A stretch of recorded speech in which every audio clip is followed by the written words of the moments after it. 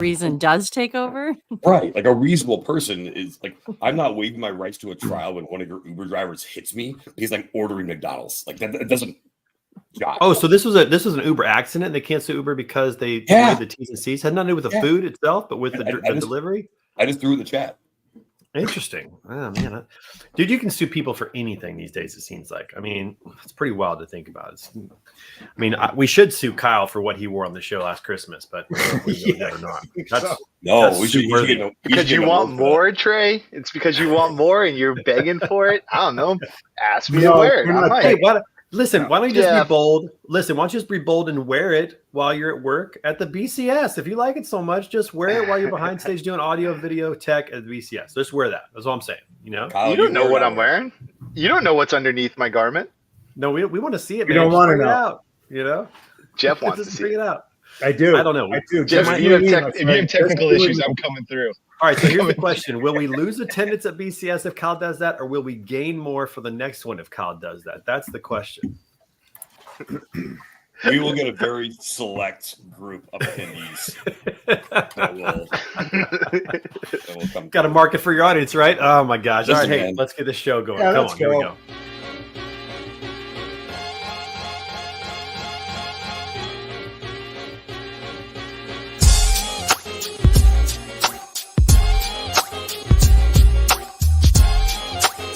You guys hear me?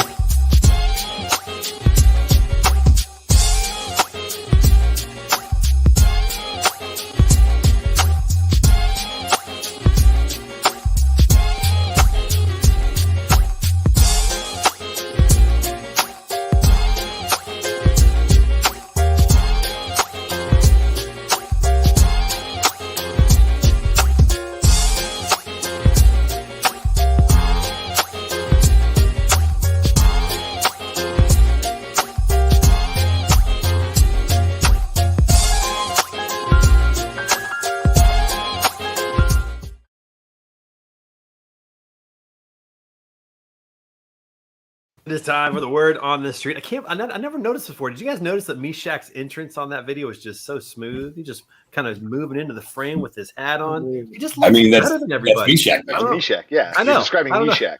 I don't know what to do about it. It's just so good. Listen, we got a great show, everybody. It is time to go around the horn and see who we got. Coming to us from New Jersey. Everybody get up for the bodacious cowboy, Jeff Dickinson in the house.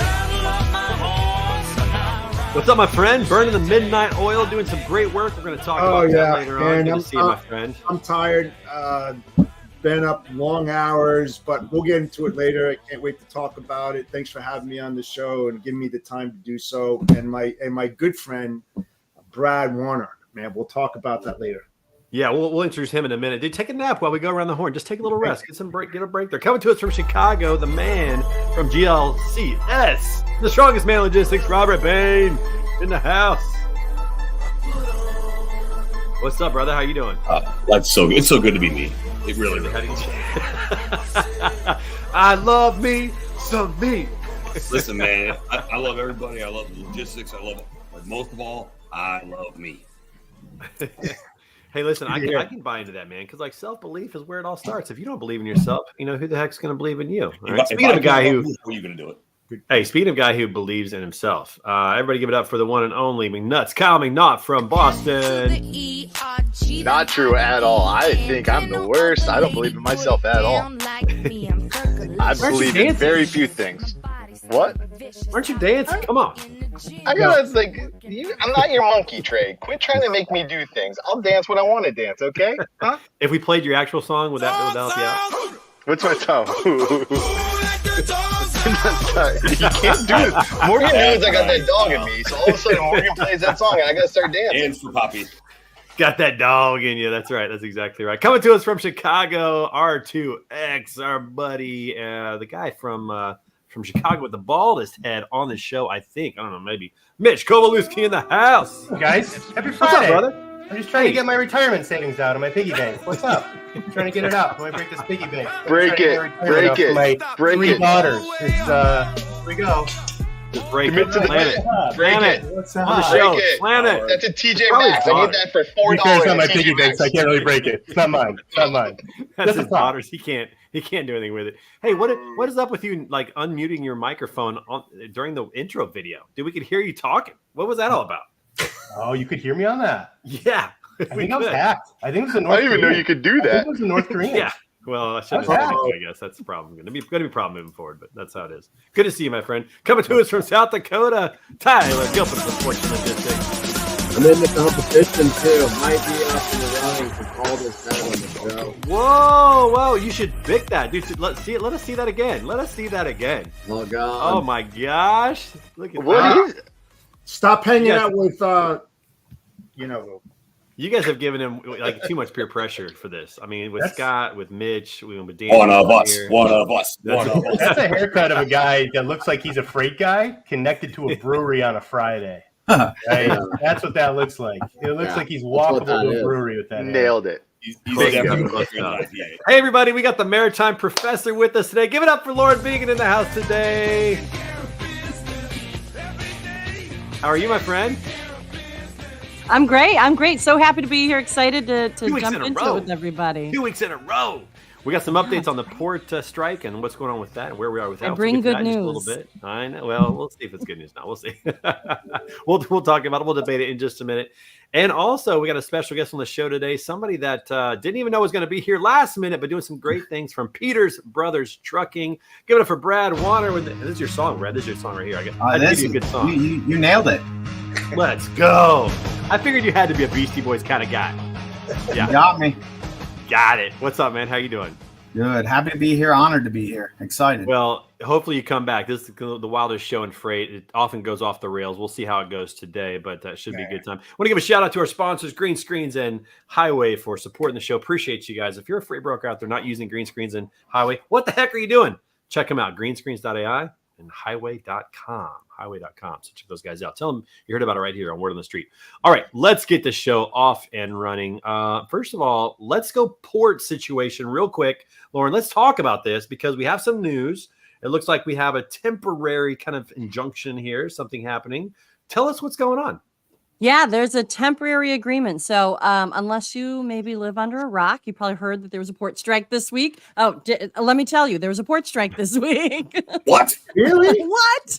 It's over. Don't worry, guys. We're back to work today. It's Yeah, like so 70 hours. yeah. So the International Longshoremen's Association and the U.S. Maritime Alliance. So the ILA represents the East Coast and the Gulf Coast ports, and the U.S. Maritime Alliance represents basically the employers, the terminals, the carriers, the other side of things. So what happened was after a 6-year contract, the contract expired. We were told pretty early on, right, last summer, that they would not be working past an expired contract, and so. Big surprise, they did not work beyond an expired contract. So the good thing is we kind of knew this was coming. The bad thing is the surprise was that it actually happened. So we had 3 days of uncharted territory of modern society. The last time there was a strike out of the ILA was in 1977, so over 40 years ago. But here we are. We have partially concluded, and I think we're going to jump into that, right? We have an agreement that's in place for the next 100 and something odd days. It basically goes till January 15th. But as of this morning, right before inauguration, let's throw that back in there. Oh, yeah, right, exactly. But at least we're back to work, right? Multiple ports this morning said that they were opening on time and full port operations. But obviously, look at your own port if you service a port on what their guidance is. Okay, Lauren, quick question. Do you think this is more about wages or do you think it's more about automation? Which is the bigger factor here? So yes. And I think that it also deals with, and I've said this from like 2021, I think it also deals with the COVID experience of the essential employee that's beyond just this industry. But I think that's why we're seeing the rise of the unions in the past few years. We've seen rail go through really contentious agreements, right? We've seen Montreal went through a port strike earlier this week as well. So air, I mean, anybody that was kind of in those essential employee roles kind of went through this period of nobody said thank you. Nobody really appreciated me when I was showing up, right? And speaking for the industry, but like when they were showing up to go to work and everybody got sent home, they never got like extra vacay, right? They never got to a little extra time at home to maybe work from home, because that's the whole point. They were essential. They had to be there like in person. And so there was never quite a thank you or an appreciation for some of these areas of the society. And so now I think that's part of the conversation is like, what about me? Like, we're back to work. What about me? I went through something. So should I go outside and just start banging a pot for the port workers, and then we're good? I mean, I don't know that. Well, I think that's like that's all they want. Right? Oh, that's simple. Thank you. I think Lauren, you and I thank you in a monetary. Jeff, send them an edible arrangement. I got a pot. Bingo bongo. Biden, you're welcome. You have but the also edibles. say thank you. Like, I mean, we say, I think the trucker friends deserve it. The port friends deserve it. Everybody who was like in the thick of it. I mean, right at the beginning, those first few days and weeks, like, first off, working at a port is incredibly dangerous, as is surface transportation, right? As is over-the-road trucking. But you don't survive a box falling on you, right? So, like, that's crazy dangerous already. And then add in the person sitting in the truck cab with you, working around the port, might be, like, hurting you too. Like, it just became this. I can't even imagine the stress of just showing up to work to just, block your hours. Pause, Lauren. We got a guest coming in. Juan Baena. What's up, brother? How are you? From Colombia. New camera, Juan. Touched up his appearance. Look how smooth he looks. Up. Let's go. Oh, that's a filter. This camera is horrible. Oh, nice. Good to see you, my friend. Yeah, so Lauren, you and I are both podcasters. I think we should start a podcasters union. You think we'll get anywhere with that? Maybe. It's a dangerous job. Carpal tunnel. Who are we unioning against? Trey just wants us to thank him for podcasting is what he's asking for. Trey wants us to bang a pot for him. He wants an edible arrangement. Let's do an association. I just want to be the president of the union so I can make $1 million a year to be a total piece of shit. Thank you. Happy Friday. Happy Friday. Somebody needed to say it. Happy Friday, everyone. Yeah, exactly. So anyways, all good in that regard. But so let me ask you about the automation question, because this is something I think is a bigger deal. And that is, we saw, some of the other nations around the world are showing off their capabilities. And we saw, for example, that like over in I think China or somewhere in Asia or somewhere, they have these ports that people are in offices and they're controlling everything remotely. And clear. Ooh, look at that! That's a fun little. That's our automation. USA. What did I do? That's what happens at the edible arrangement. You did like this, and it was just like. There it is. Got it. Ooh, I've learned a new one. Look at that, everybody. If you have a MacBook Pro out there, you can have a reaction by doing your thumbs like this. Apparently, that's the. Oh, anyways, all right. But this is interesting because you saw them playing. They're like playing video games, and they're running the ports over there, and there are people that are 18, 19, 20, 25, whatever, pretty young people over there who are doing this, and that seems like that's where this has to ultimately be headed. But they clearly don't want that, and I understand that. What's the situation with the automation? And what's going to happen with that? Because it sounds to me like they're just fighting against automation forever, Hey, Trey, Yeah, who do you think's asking for the automation? So that's the full send example, right? That's the full send example. That's like we're on the full side, fully automated. We're not necessarily even talking about that, right? So what happened here in June, the conversation broke down because the ILA decided, and I say decided because they said that the Mobile, Alabama semi-automated truck entry gates, these auto port gates, were too much technology and too much automation. They're complaining about the automated gates. Hold on. They weren't new, though. They weren't automated new. Gates? They had been there for like years. Like someone shows up and the gate opens up for them, and that's too much. I think it was like a scan. I think it's like a scan thing. Yeah. So that scam. Huge scam. Is it Pan? I think I can help with this pan situation. There's two N's. That's the silent. The F is silent. Pan. Yeah, silent. Oh, that's nuts. Yeah, but I mean, like the same people who complain about self-checkout. They're like, this is too much. Get it out of here. Give me a teenager who hates their life. Well, so let's be fair though, right? So let's be fair about it, because the thing is, just like self-checkout, you remove a person, right? There's less people working in the checkout line. And so all the people who previously worked at the grocery store, now there's fewer people working at the grocery store. That's the same idea. And so while it might not be the specific technology like that we're, this Mobile, Alabama auto gate, it's kind of the idea, right? They're afraid of the slippery slope. They're already down well under what they used to be just even 10, 20, 30 years ago. And so two things at play. One, they don't want to lose those jobs because once they're gone, they're gone. The other thing is, though, they have a robust retirement, and that's part of it. They have a lot of people that, as their numbers are going down, the money coming in on the current employees is lower. And so the number of retirees, I mean, like they're you can't really change that number much, right? It goes down. It goes down as it goes down. People, the past scheme isn't working anymore. And they don't like that. And I mean, Chicago unions had the same situation, right? That's why if you live in Macomb, Illinois, you pay $9,000 a year in home property taxes for a $300,000 home, which is not normal, by the way, Illinoisans, because you have the pensions to pay for. Right. Yeah. So, and that's the thing, right? I mean, so they're balancing all that, but that's for the union to decide how they, fund all of their different things and benefits. But I mean, it really comes down to what's 20 years from now going to look like if 20 years ago we had way more people. And so they're already seeing the decline in the industry. And so since these contracts, which I think appropriately so, they don't want to go through negotiations every 2 years, they're 6 years, they're longer term contracts.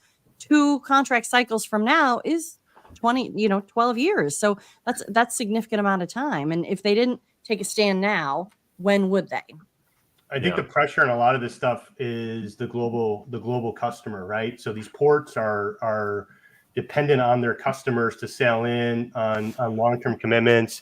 You got the ILA, the USMX, like obviously the automation piece there is the center point, but if I can sail into Europe with super high efficiency and I can turn my ship really quick, whether it's my private ship or whether I'm sailing on that at mass volume, I expect that across the world. And so if I'm being roadblocked down, I'm going to keep sailing. All right, Mitch, you got to hold your thought. Mitch, it's Nat. Pops right in. What's up, brother? Are you muted again? Oh my gosh, he's muted. Let's go. Indeed. All right, Mitch, you can keep going.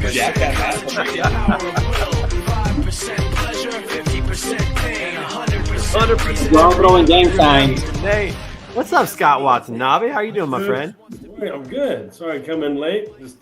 That's all right. Mitch is making a good point about the ports. So first of all, let me give a side note on Scott's song. It's the longest song on the show. If you play it one more second, we got to pay a royalty. So you guys got the timing right on that thing perfectly. That's right. One more second, we're paying thousands per. The fade is critical on that right? song. That's pretty cool. Right. Now, what I was saying is these customers, these global manufacturers, these global movers. I'm not talking the regional person just hitting into, Long Beach or whatever this is. I was down in Philadelphia this week, Wednesday. Meeting with our customers that are dependent on the port, heavily involved in perishables, fresh produce. They weren't as nervous as I expected them to be, which was shocking to us. They're saying not everybody's striking. We got to move around. And I said, well, how can you just flip an operation overnight like that? A lot of these shippers are smart. They're feeding ports across the United States little bits at a time to build that customer along your 10-year base, right? So when the East Coast hits, remember me, I need more space and their incumbency into those other channels and those other markets. So we were impressed by that. And those are household, perishable names that you guys consume every single day. But that's long-term global strategy. They prepare for these things pretty rapidly. But again, you go to Europe, you sell that ship in, it might as well be robots. I think there's one person for every 800 machines that work on it. And I expect that same efficiency across the world as the provider of the freight, right? So that's the thing.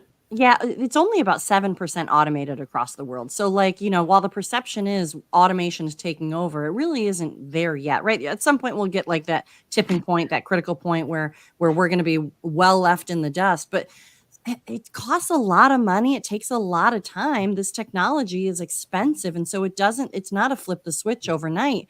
And to maybe not even start research and development on it is also kind of a dangerous game, right? You don't want to be left in the dust as a country, competing against other countries that are looking for efficiencies and looking for the free flow of goods. And, we have the Long Beach container terminal, so that's automation, and it's just one of those things that, right, nobody wants robots taking over people. But on the other hand, people do want, faster. Oh my goodness. Yeah, we got robots to take over. Baby break. We got a baby break, everybody.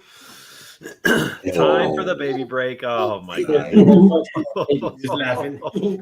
Oh, nothing matters anymore, everybody. Nothing matters anymore. That's all. That's nothing matters. That's it. Nothing matters at all. So Lauren, I got a question about this. Do you think that Harold Daggett's posture, his position, his messaging was in their favor? Was it a good thing for them, or is it going to be a bad thing for him? Because it came across for a lot of people as pretty insensitive, considering Hurricane Helene and what's going on with that. What do you think about that?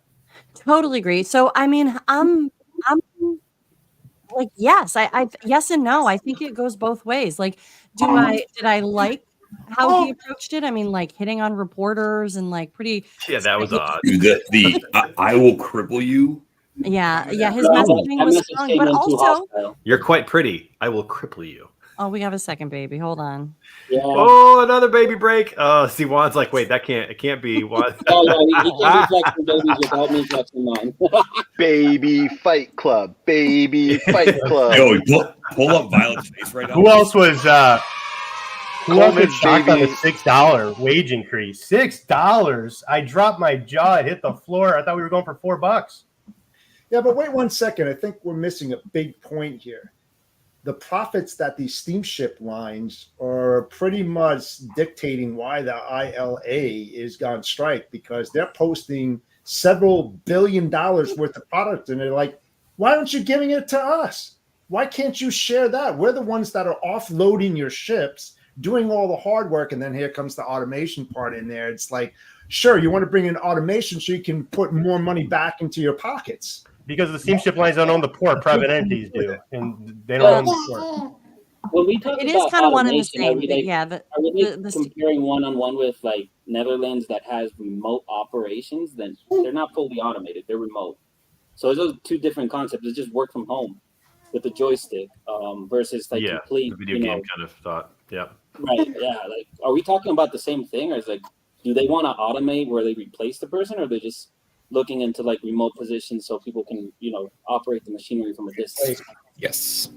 So I don't think there's any real move toward, I don't think there's any actual active action happening on like a move toward fully automating or joystick right now. I think it was like a preemptive, line in the sand that the ILA was drawing. I mean, I'm as Newport, as there's infrastructure money, as development of new ports happens, certainly they're going to be looking towards newer tech, right? The thing about it is, if there's a DOS program still working out there, I almost guarantee it's at a port, right? Like we are so, it's a paper-based industry that really has not adopted much kind of advanced technology. When the container came out, the ILA said, we don't want it.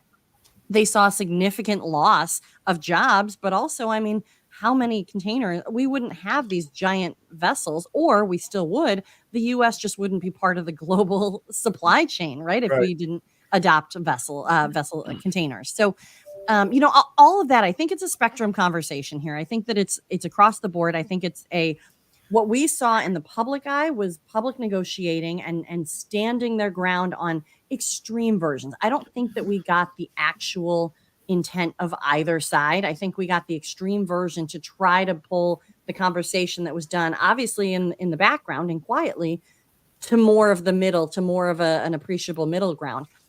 Because what was also being said is that the Maritime Alliance allegedly wasn't budging from their 22% increase until the very last night when they said, okay, fine, 50. So, I mean, it took all the way, the threat until the very end to get them to budge off. And allegedly, right? I mean, that's the thing, is what's being released out into the media isn't necessarily the honest truth. And we also saw that by their responses to each other as they were announcing things.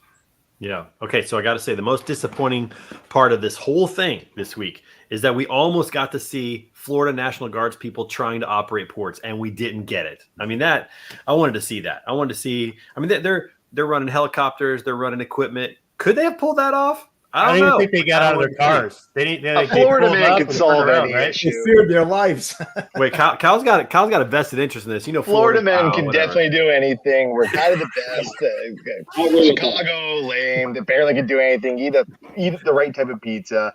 Idaho, learn how potatoes work, you dork. New Jersey, pump your own gas, nerd. South Dakota, you're cool. As a- Florida man would be able to solve this. Florida, marry your sister. Man, this guy's No, you're dumping thinking of money on Alabama, Mitch. You're thinking of Alabama. I'm thinking That's Florida. where I'm that- thinking Florida. It's No, close. Florida's Yeah. Daytona Listen, Beach. We're listen, seeing listen, the cherries. listen, We got listen. rock and roll. I think they cocaine. would have done just fine, right? We're But the thing, the Florida. thing the thing to keep in mind though is that it's incredibly dangerous. So, like, if they were to just start doing all of this stuff, then And that's why we'd be might have- great. We live in might a have- dangerous state. We know how to do it. Well, yeah. We're You crazy. gotta deal with We alligators. deal with They can handle a alligators. gator. Yeah. They can handle a. Chicago deals with obesity, diabetes. That's it. All right, Scott, what do you got? As a retired United Let's go. States Here we Army go. reservist that worked with the National Guardsmen, these guys have movement control teams and military occupational specialists for this kind of stuff. They're not just going to send Joe Schmo, engineer, ditch digger into those operations, guys. These have movement control teams that know how to operate this kind So, of Scott, you're saying absolutely they could have done just Yes, fine. absolutely.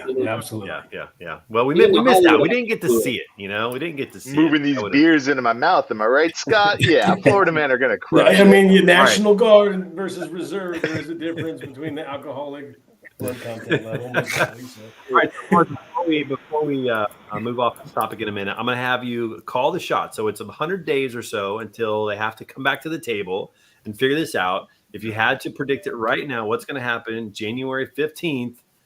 What's going to happen? Oh, I think we'll be 2 months past an agreement by January. You think they're going to get agreement like in December or November? I think they're very close. But I think that in the interest of getting things moving and maybe some of the ports are going to be using the weekend to kind of help realign and organize and game plan for, because here's the thing, we're going to have a lot of vessels offshore now that all have to come in today, right? And so, that they have to figure out what that's going to look like. So I'm sure it was part of their restart plan, but they were contingency planning every day and modifying it. So I think they're close anyways. I think that there probably isn't an appetite for striking again in January. I think fueling the flames of chaos is probably working opposite of progress here. I think they had their moment.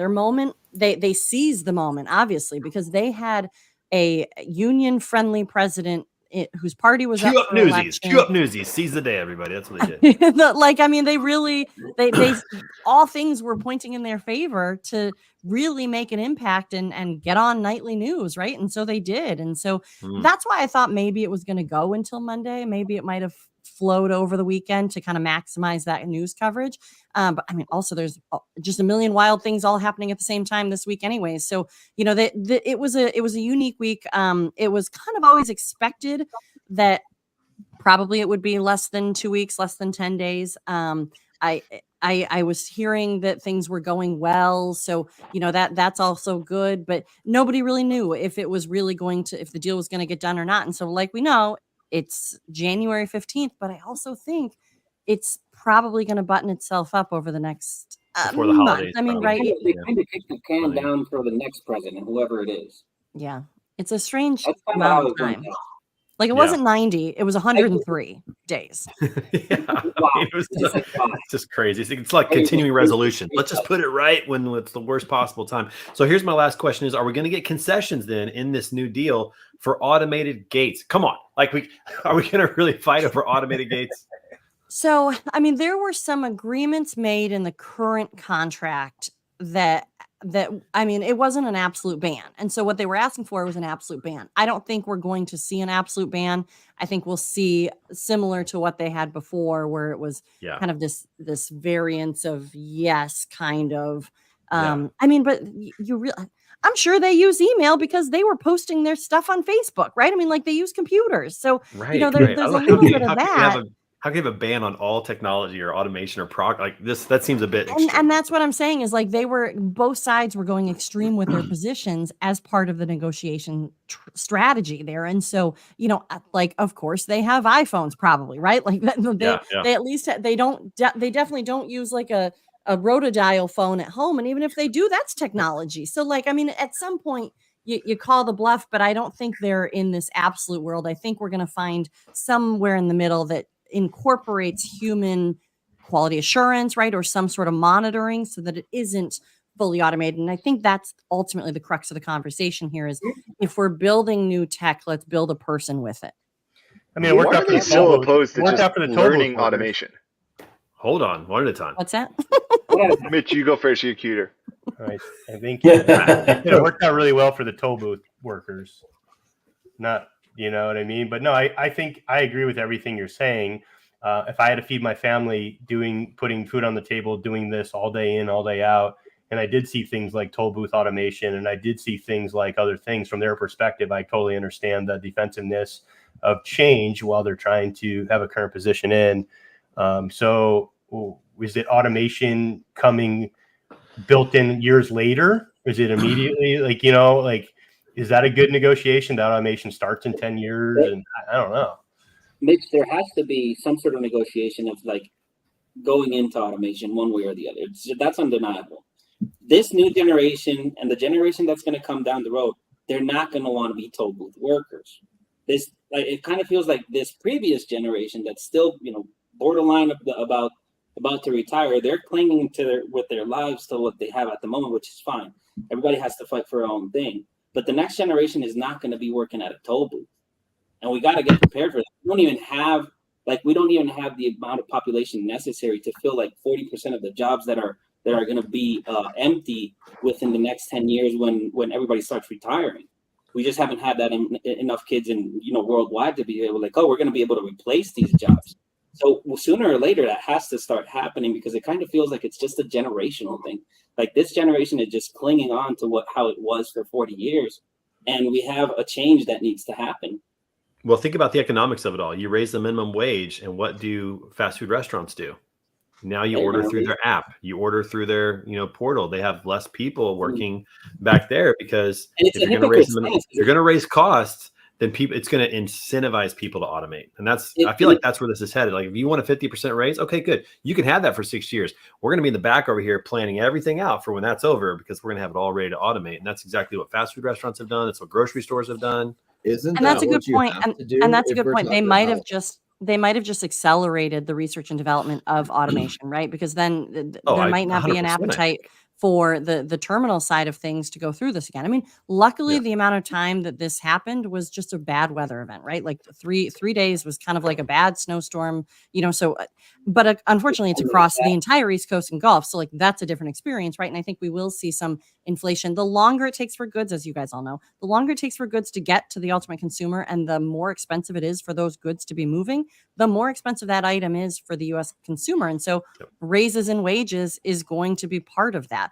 And I did want to mention, going back to the billions of dollars of profits, right? That was an anomaly. I mean, phenomenal. They were at the likes of Apple, right? The ocean carriers. But on the other hand, one of them went bankrupt just about 10 years earlier. So 2016 or 2014, Hanjin went bankrupt. Everybody thought these ocean carriers couldn't fail. It was probably number 6 on the list or about that of largest companies in the world. And they were backed by the South Korean government for the most part. So they failed. And that's what was happening. And that's kind of why we saw the rise of global ocean alliances, is because it was so expensive to run these vessels. Excuse me. But then it was also, there were some years that they were losing money. Their P&L showed losses. So I say there was no one more surprised by those $1 billion of profits than the ocean carriers themselves. And what we saw was a reinvestment into vessels, because vessels, as a blanket statement, are woefully too old to be out there sailing.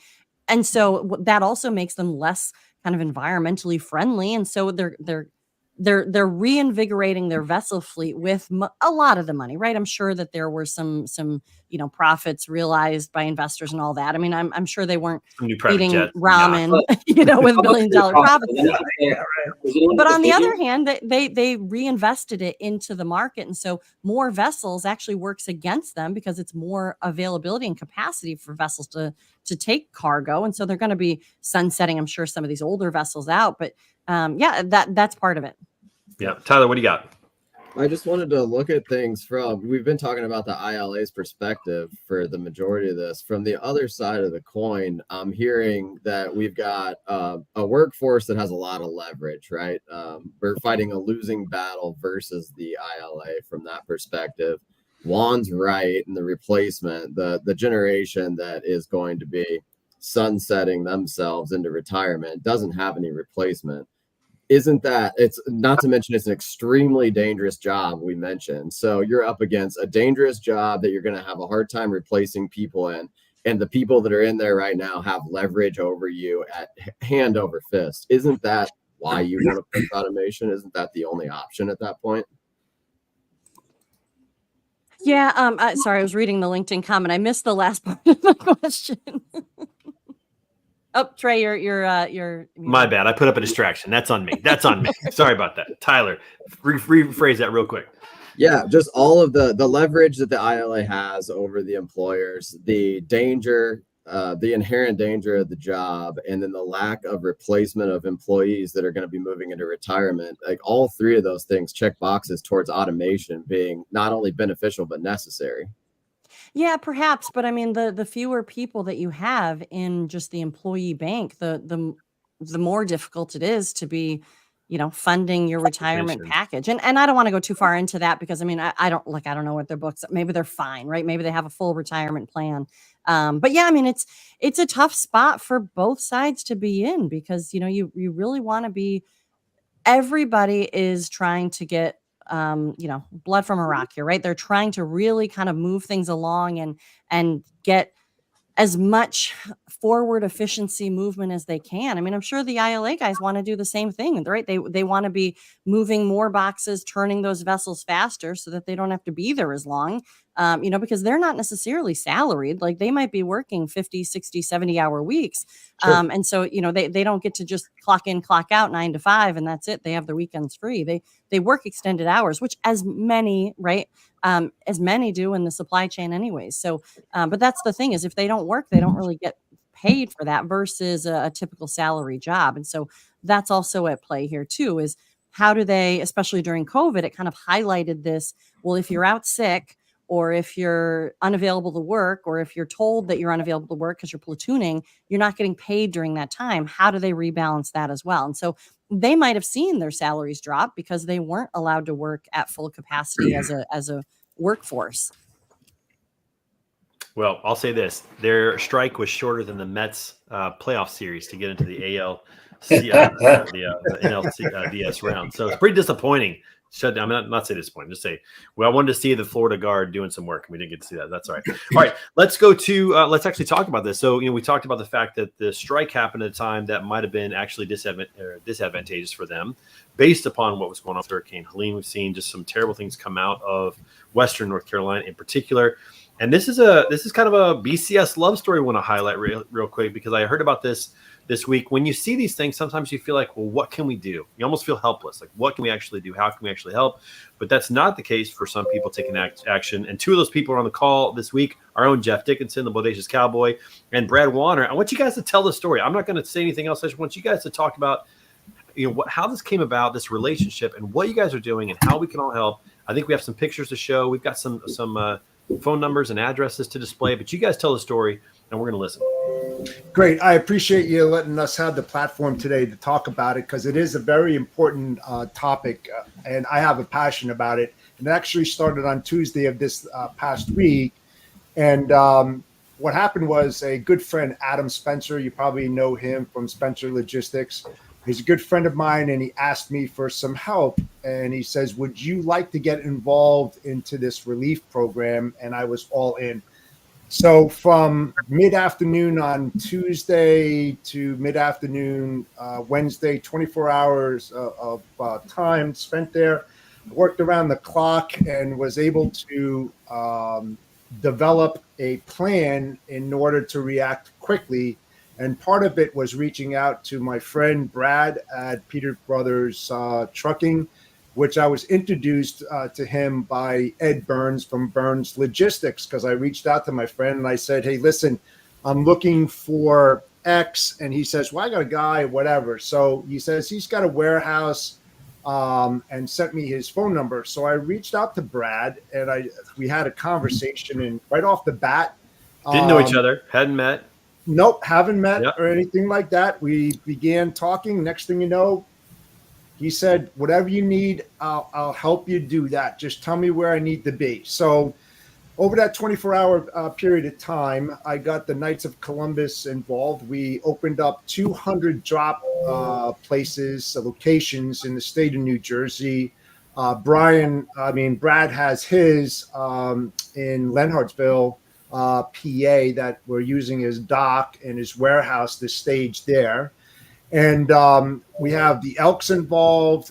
We already started gaining some products that were already dropped off since this morning, since we just basically started it, because it took a lot of ground and pounding, sort of speaking, to get everybody involved. We got signs up. We've got volunteers at these locations bringing in products. And then we had to get centralized locations. So we were able to develop a warehouse from a friend of ours who's giving us the warehouse 24/7, who will stock, pack, wrap, palletize, inventory, create the bill of ladings for as long as we need it. And that's where Brad will be bringing in his trucks to pick that up, to bring it out to PA. And then from PA, they'll consolidate everything and then bring it down to Asheville, North Carolina, and Chattanooga, Tennessee, where we have a staging area at a parish down there where we'll separate the goods, and then they'll go out and deliver to the affected areas, because I've got a fleet of 100 trucks down there that are going to do it pro bono. I mean, this is all good stuff, and it takes a lot of work. It's not easy to do that, but I love dabbling in challenges my whole life. So I took it upon myself with no expectations. But right now, we're way ahead of schedule on this. Brad and I are working close together. We're definitely came from the same cloth. And all it took was a phone call. It's just amazing of what we were able to do in a very short period of time. Yeah, well, Jeff, this is incredible to hear, because we're seeing like people with helicopters that are contributing, civilians just going in and doing what they can on their own dime, paying for their own fuel, paying for the supplies, and doing those kind of things. Brad, I want to give you a chance to talk a little bit about your company, what you guys do, and how you got involved. Just tell your side of the story.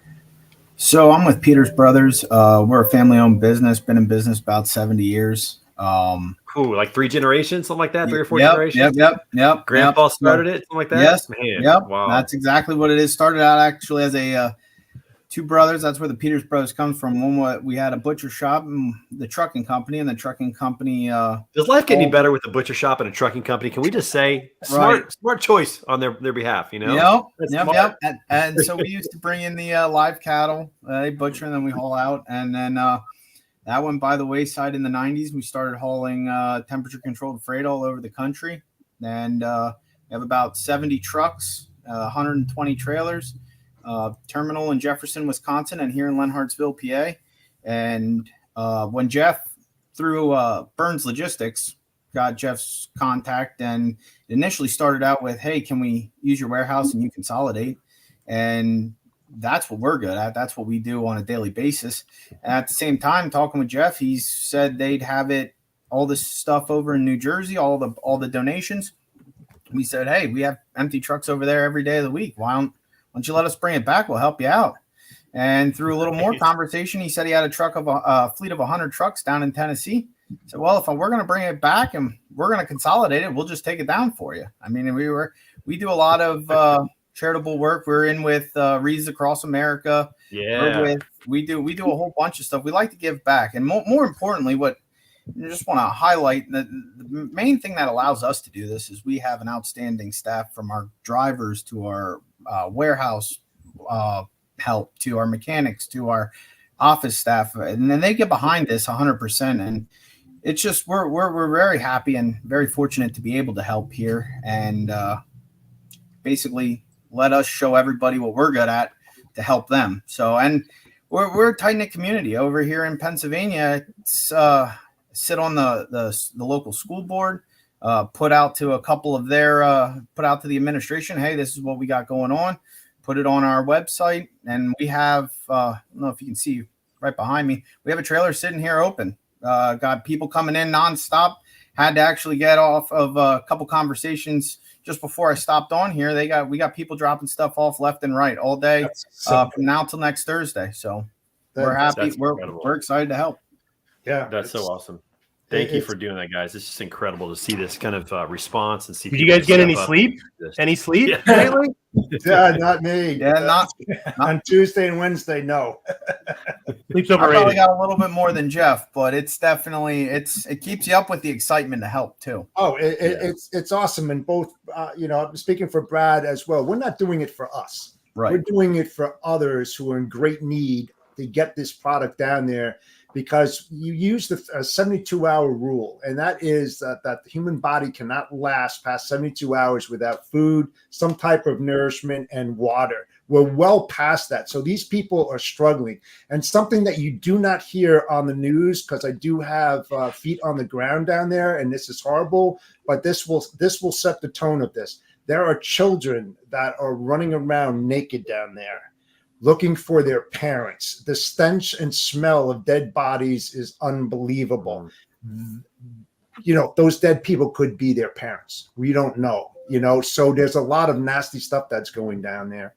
And this is long-term. This is not a short-term event. This is something they're going to have to need. And that's why I'm going out on all these platforms, as well as Brad, to push it out there and saying, listen, we're not competitors. We're Americans helping Americans in need.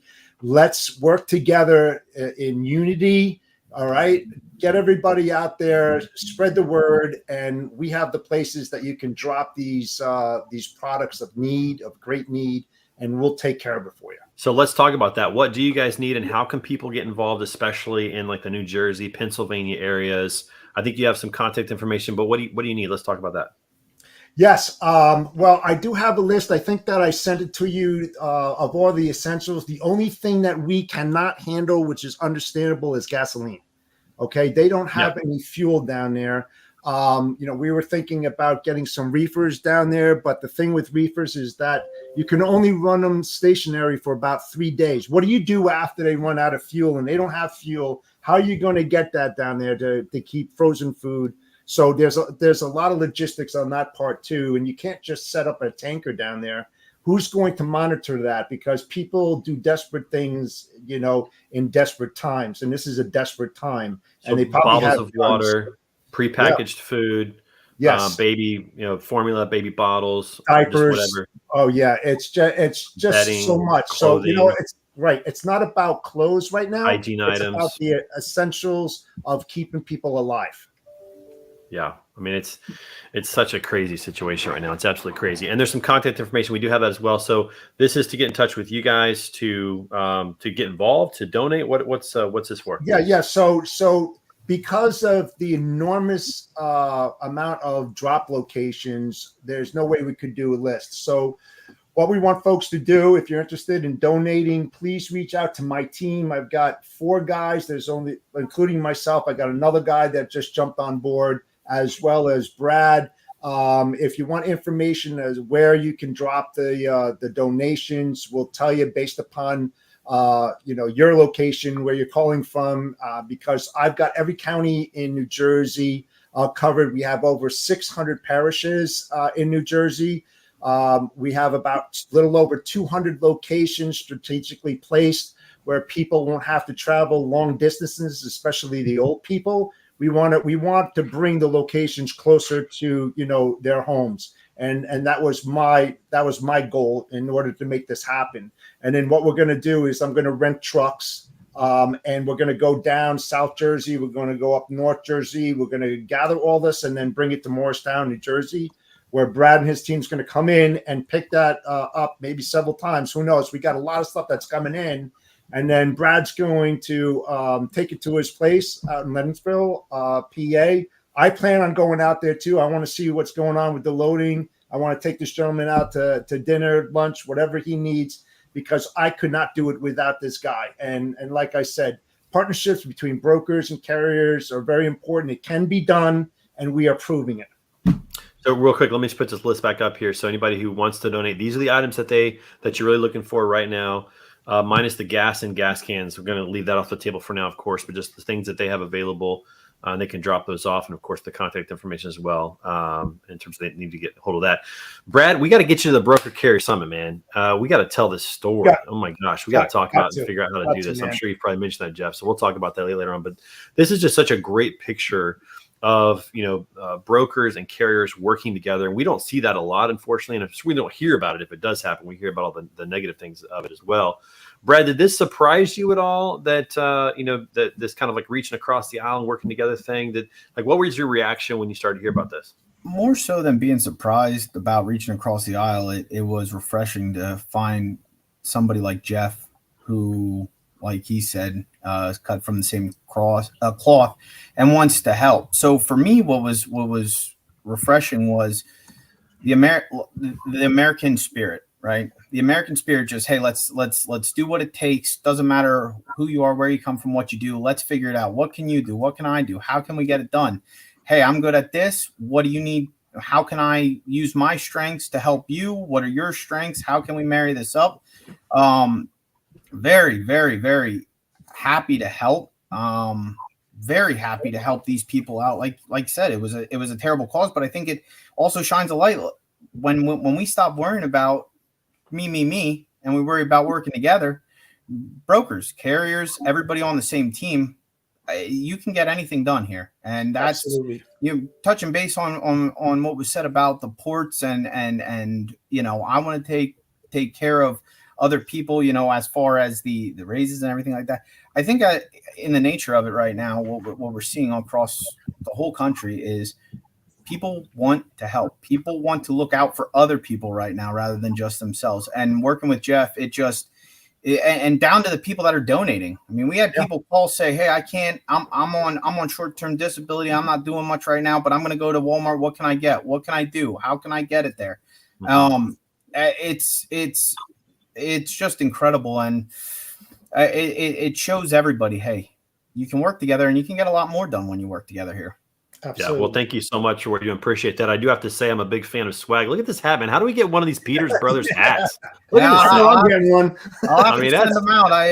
I actually we went through a whole new logo design, and this is what came up with. So, well, I mean, I got like a hall of hats here, as you can see around the room. So, I mean, we got to get that hat up on the wall for this. That's for sure. So, and we're gonna have to talk about getting down to the Broker Carrier Summit, because this is a story that needs to be told of collaboration and working together for a greater good, and just such a good story. One of the best things that I've heard about this week, and so I appreciate you guys doing that. Jeff, in honor of you, we're not going to play a game today. We're gonna let it go. We're gonna let it slide for another week. I love you, pal. That's right. Also, we have a short announcement before we get to the end of our show. At the end of every show, in case you weren't aware, Brad, I'm sure you aren't. We do this thing called This Week in Pictures, where we get to talk about what's happening personally with all of us, just for fun. Some fun that we do. But next week, I'm going to be playing golf with the great Ed Burns, Big Ed and Little Ed here in St. Louis. They're going to be here for a golf tournament. They invited me to it, which means I can't host the show next week. So we have a guest host next week. And can anybody guess who it is? Anybody want to take a guess? Yep. Who is it? Baby. I hope it's not Scott, because he doesn't even know how to unmute. I'm sure I can figure out how to mute your ass. Yeah, everybody, we got a guest host next week. I highly doubt it, Scott. I highly doubt it. Listen. Scott had his chance, and he did some dad jokes or something that didn't go over well. So we can't have that. We can't. Mind you, there were scripted bad jokes. So next week's host, Scott, is none other than the one and only Juan Bain in the house. Everybody, he's taking the reins. He's taking the reins. Hey, do me a favor, Juan. Keep the television off, all right? Yeah. I'm going to turn it on purpose. Juan's going to be sick like Thursday night. He's going to be like, I can't do it. But he agreed to do everybody. In Colombia, they have a way to get past sickness. Don't worry. Juan will be on that show. So go easy. Juan's going to have a drink before the show. It's going to be great. But we're going to have a great time next week. So make sure you come back and see Juan's debut of hosting the show and taking the reins, which will be a lot of fun. And before we get out of here, Lauren, thank you so much for being on and keeping us updated. We'd love to have you back anytime, of course, but certainly to hear about what's happening with the port strike. We'll see if your prediction comes true, my friend. We'll see how that goes, but we appreciate you. Tell everybody real quick about your podcast, which is on every Friday as well. They can watch it on demand. Yeah, sure. It's called By Land and By Sea, an attorney breaking down the week in supply chain. And that's exactly what I do, is kind of in real people terms, right? Like lawyers talking to lawyers about fancy stuff. Nobody learns from that. So I really kind of tried to distill down what the heck happened this week and talk about it. So by Land and by Sea, it's on at Fridays at 1 p.m., but it gets pushed out to all podcast platforms. So you need to get some of the street crew on the show. You need to have some special right. guests.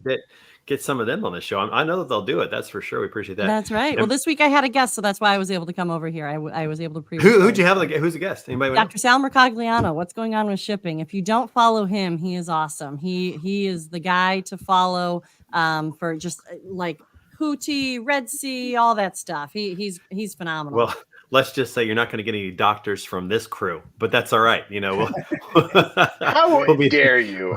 My wife didn't go to doctor school for me not to be called doctor. You son of a bitch. Well, that's the way it goes. That's the way it goes. And Brad, thanks for coming on the show, man. Really appreciate it. What is your website? How can people connect with Peters Brothers Trucking? So our website, peterstrucking.net, or you can visit us on Facebook. We're pretty active on there. Yeah, but thank you for having me. I appreciate it. Absolutely, man. All my freight brokers out there, all my shippers out there, if you're looking for great people to work with, contact Brad and his company, family-owned company. Work with these guys, man. Keep them in business. Help them grow. These are good guys. We got to keep the good guys in business doing a great job. You guys are phenomenal. I'd love to hear we got to talk offline because this 70-year thing, 3 generations, I got to hear more about this. I think it's phenomenal. I love hearing about companies that succeeded well with that. With that being said, you're welcome back anytime, Brad. You want to come on the show and talk about that. Got to get you down to Fort Worth for the Broker Care Summit in a couple weeks. Let's turn our attention to this week in pictures. What do we have? What do we have this week? Who turned in some pictures? All right, Jeff, tell us a little more. What's the one on the bottom left?